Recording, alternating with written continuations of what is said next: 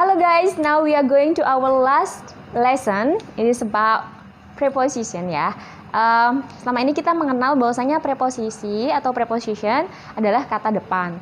Nah, perlu kita ketahui bahwasanya preposisi itu bisa juga dimaknai secara istilah adalah sebuah kata yang menunjukkan pertalian atau hubungan antara noun, pronoun, frasa, atau kata lain dalam suatu kalimat. Sekarang kita lihat contohnya ya. Nah, preposition ini dibagi menjadi dua, ada free preposition dan ada bound preposition. Pertama kita free preposition dulu ya. Actually preposition itu sangat banyak banget. Nah, tapi kita akan membahas 3 aja dari at, on, dan in. Karena ini yang paling sering dipakai dan yang paling sering digunakan gitu ya. Nah, pertama kita bahas dulu dari in.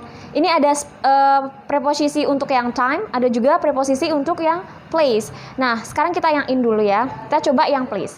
In ini bisa digunakan ketika kita ingin mengungkapkan atau ingin menyatakan suatu daerah atau suatu negara atau kota. Misalnya kalau misalnya di kota ya, in Malang kayak gitu. Kalau misalnya dari negara, country, kita bisa bilang in Indonesia, in Japan, in Singapore or something else.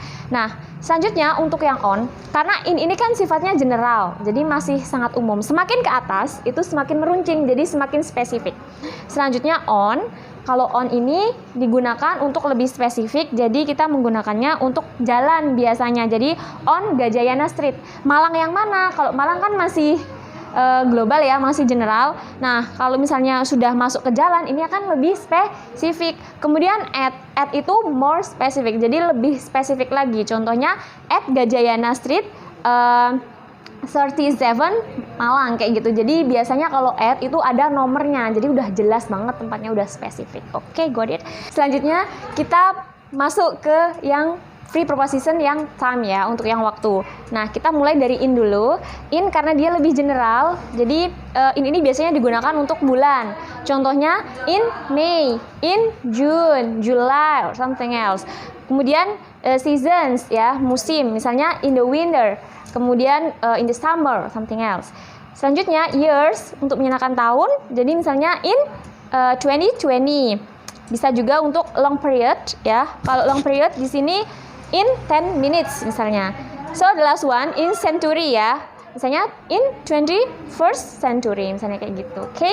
Selanjutnya untuk on sama ya. Kalau on berarti agak lebih spesifik. Contohnya misalnya kita pakai date atau tanggal ya. On October 11. Kemudian selanjutnya menyatakan hari yaitu on Monday, on Wednesday, on Friday ya. Kemudian the last one at karena dia more spesifik, jadi kita menggunakan at 7 o'clock, at midnight. Itu kan waktunya udah jelas banget, spesifik banget gitu ya. Nah, ini tadi serangkaian dari free preposition. Sekarang we are going to bound preposition. Kalau bound preposition itu yang seperti apa sih? Kayak gitu.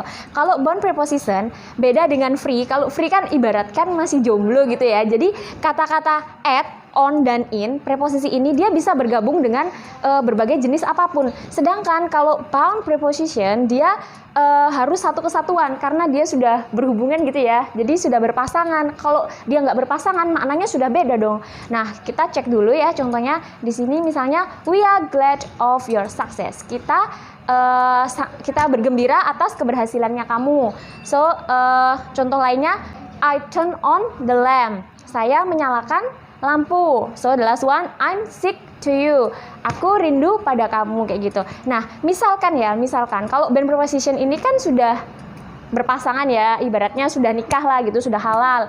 Jadi kalau dipisah-pisah itu maknanya jadi aneh. Contohnya kalau di sini sick itu kan artinya sakit. Kemudian to itu kan artinya untuk. Jadi kalau diartikan secara sendiri-sendiri ya, aku sakit untuk kamu misalnya kayak gitu kan gimana gitu ya. Padahal sick to di sini punya makna tersendiri. Artinya adalah rindu. I'm sick to you. Aku rindu padamu, seperti itu ya. So got it?